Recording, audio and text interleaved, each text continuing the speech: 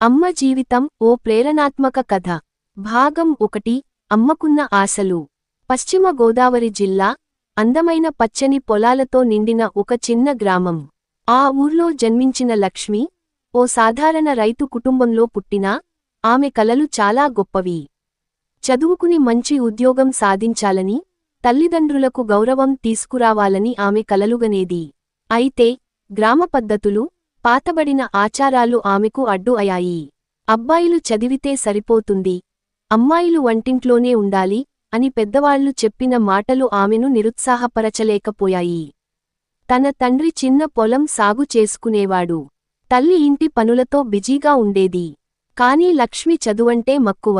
రాత్రిళ్ళు దీపం వెలిగించి, దొరికిన పుస్తకాలు చదివేది. భాగం 2. అడ్డంకులు. లక్ష్మి పోరాటం.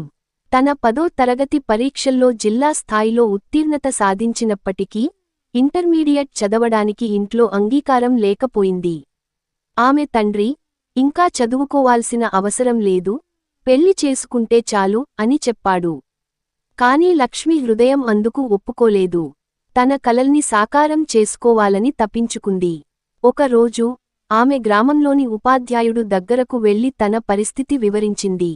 ఆ గురువు, ఆమె పట్టుదల చూసి ఆమె కుటుంబాన్ని ఒప్పించే ప్రయత్నం చేశారు. చివరకు, తండ్రి మృదువయ్యాడు. లక్ష్మి, ప్రభుత్వ కళాశాలలో చేరి ఇంటర్మీడియట్ పూర్తి చేసింది. అయితే సమస్యలు ఇంకా ముగియలేదు. డిగ్రీ చదవాలంటే డబ్బు లేదు. రోజులో చదువుకునేది, రాత్రిళ్ళు ట్యూషన్లు చెప్పేది.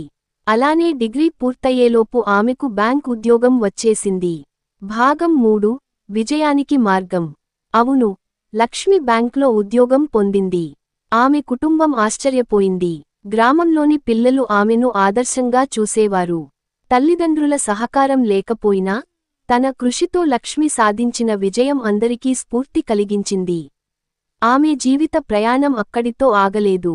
ఆ ఉద్యోగంతో తండ్రి అప్పుల్ని తీరుస్తూ, చెల్లెలి చదువుకి సాయం చేస్తూ ముందుకు సాగింది. భాగం 4. మరొకరికి సాయం.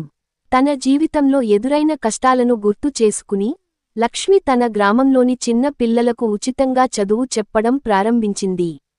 అలాగే, అమ్మాయిల చదువు అవసరాన్ని గురించి గ్రామస్తులకు అవగాహన కల్పించింది. కొన్నేళ్ల తర్వాత, ఆమె పెళ్లి అయింది. ఆమె భర్త కూడా విద్యను గొప్పగా భావించే వ్యక్తి. ఇద్దరూ కలిసి గ్రామంలో చిన్న స్కూల్ స్థాపించారు. ఎందుకంటే లక్ష్మికి తెలుసు, చదువు కంటే గొప్ప బలం మరొకటి ఉండదని. ముగింపు. ఒక వెలుగుదీపం. లక్ష్మి సాధించిన విజయంతో గ్రామంలోని చాలా మంది అమ్మాయిలు చదువుపై ఆసక్తి చూపించారు.